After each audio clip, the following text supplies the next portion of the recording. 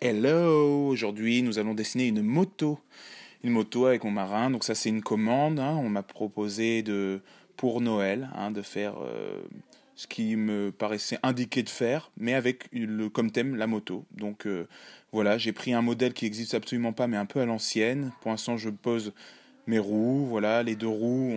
J'imagine qu'il y a une roue devant, une roue derrière. Et l'espace d'une roue au milieu pour pouvoir être bien proportionné.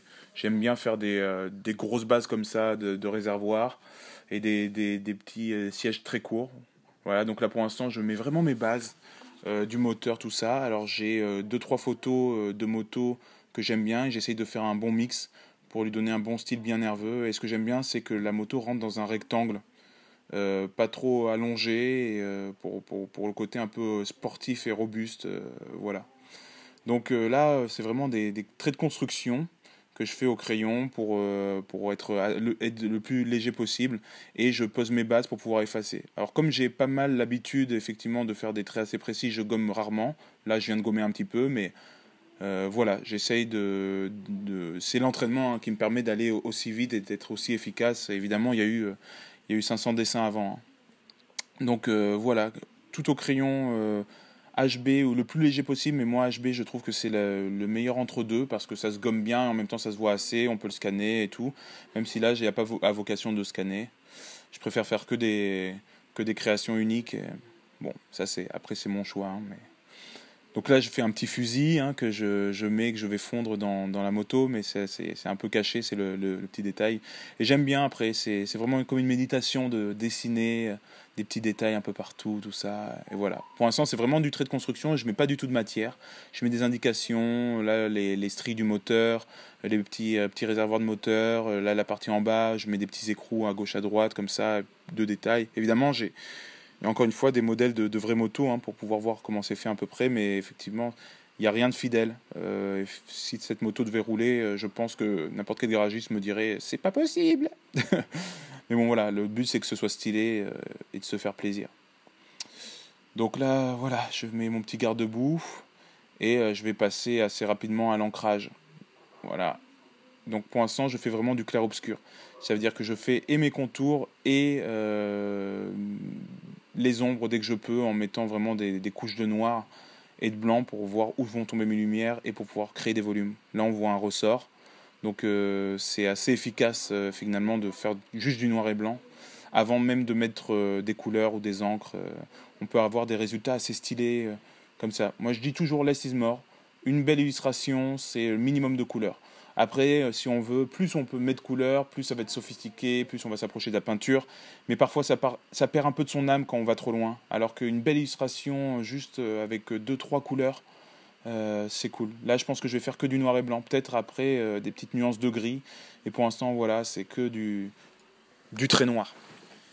Donc, ce qui est assez cool, c'est que là, tout de suite, on voit une base qui se fait. Donc, je fais ma ligne d'horizon pour pouvoir poser mes pneus. Comme ça, j'ai vraiment des lignes qui rassurent. Vu qu'on est dans la mécanique, il y a des traits qui doivent être très droits, très perpendiculaires, pour pouvoir poser l'œil. Donc le chemin va être très important. Il ne faut pas que ça bouge. Un sol, c'est un sol et ça doit être horizontal. Après, effectivement, si je voulais aller plus loin et faire un trait un peu plus romantique, on dira, je peux complètement distordre les roues, tout ça. Mais le fait d'avoir deux roues posées sur un sol parallèle, deux roues de la même taille, quitte à tracer à la règle comme j'ai fait, ben voilà, ça pose vraiment le truc. Voilà, donc là mes deux personnages, on commence à voir effectivement à quoi ça va ressembler. Mes deux personnages posés sur la moto, donc ensuite j'ai fait un petit croquis, un miniature avant de faire celui-ci, hein, pour imaginer comment ils allaient se positionner.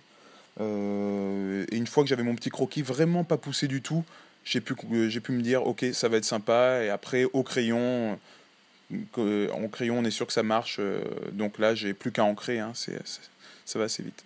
Et voilà, ensuite tous les détails, hein, c'est pour ça que c'est bien de travailler avec un crayon gris assez bien aiguisé pour pouvoir avoir le minimum de traits et pour pouvoir ensuite ancrer proprement. Mais ça vient effectivement avec l'habitude. Là pour l'instant c'est surtout poser mes bases au crayonné, faire des lignes bien propres, et à la fin, par exemple là au niveau du fusil, je reviens réinventer un peu le fusil, même si c'est pas exactement le croquis que j'ai mis à la base, c'est pas très grave. De toute façon, à la fin, le dessin sera celui qu'il est, donc peu importe notre trait de construction, ce qui importe c'est évidemment le résultat. Donc voilà, j'essaye de faire le maximum de petits détails pour que l'œil sente un rythme, tout simplement, sans essayer d'être dans le réalisme de la mécanique pure. Là, pour l'instant, c'est voilà, du trait, de l'ombre, là, le petit reflet du tuyau, c'est de l'observation, évidemment. Le petit pot d'échappement, la petite jonction du frein à disque.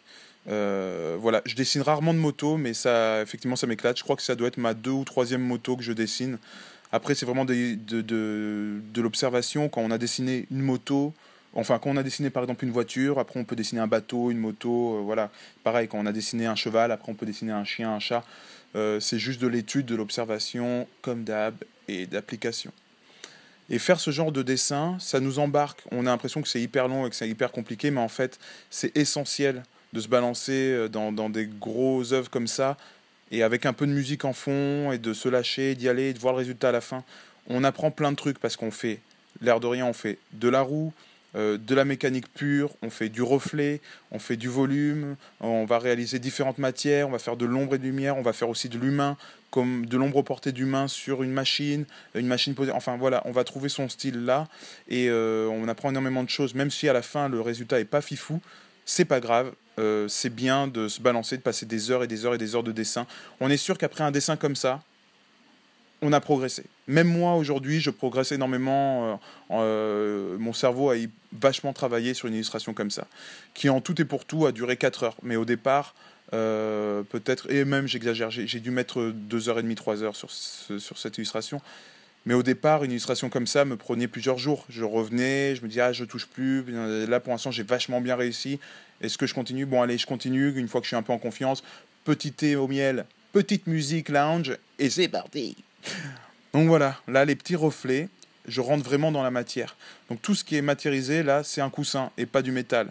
Donc je fais en sorte de mettre des petits plis de lumière qui ressemblent à un coussin et pas à du métal. C'est important de s'entraîner aussi avec un seul outil à faire plusieurs matières. Par exemple là, je fais une partie en métal, je laisse un petit trait de lumière assez net pour pouvoir voir que le métal coupe la lumière et la tranche vraiment. Alors que sur du pneu par exemple, là je vais être, ça va être presque le même principe, sauf que les ombres vont être plus larges. Par exemple, pour voir le volume sphérique de la roue qui a été gonflée par l'air.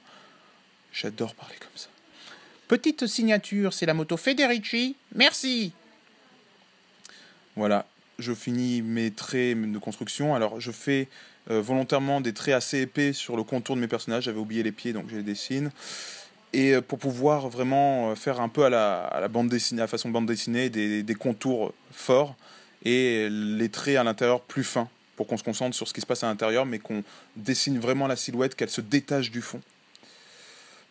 C'est important. Là, je fais mes lignes comme j'aime bien faire des waves, ça c'est mon style personnel qui fait qu'on me reconnaît de loin. Bon, il y a le marin, mais il y a évidemment ces lignes-là qui me font un petit effet d'optique. C'est encore un moyen pour moi d'échapper à ce monde cruel par voilà, une sorte de méditation. Whatever. Voilà, je fais mes petits traits, je fais mes 2 personnages, et ces traits aussi donnent une valeur, c'est-à-dire une couleur à mes personnages, et les détachent aussi du fond. Ça veut dire que là, ça leur donne comme un aspect plus foncé que mon blanc de papier, et en plus de ça, ça crée le volume. C'est une de mes astuces pour pouvoir créer du volume sans mettre d'ombre portée. Bref, voilà. Là, je fais ma petite signature, même si mon illustration n'est pas encore finie. Je gomme mes petits traits de construction. Et je pense qu'on est plutôt bon. Qu'est-ce que vous en pensez? Bon, allez, je vais mettre quand même quelques nuances de gris en plus. J'ai mes feutres à encre qui sont dilués avec de l'eau, tout simplement, et qui ont des dilutions bien précises, et qui permettent de mettre encore plus de volume et quelques petits détails de matière en plus, de façon assez succincte. Le but, c'est pas de tout remplir et justement d'être le plus léger possible. Donc le blanc du papier va devenir la lumière. Plus je mets d'ombre, plus ma lumière va être lumineuse. C'est logique, non? Bon, en tout cas, voilà, ces petites nuances de gris vont me permettre d'aller plus en profondeur. On voit le résultat, un petit zoom, Voilà, j'aime bien vous montrer un petit peu ce qui se passe dans mon atelier.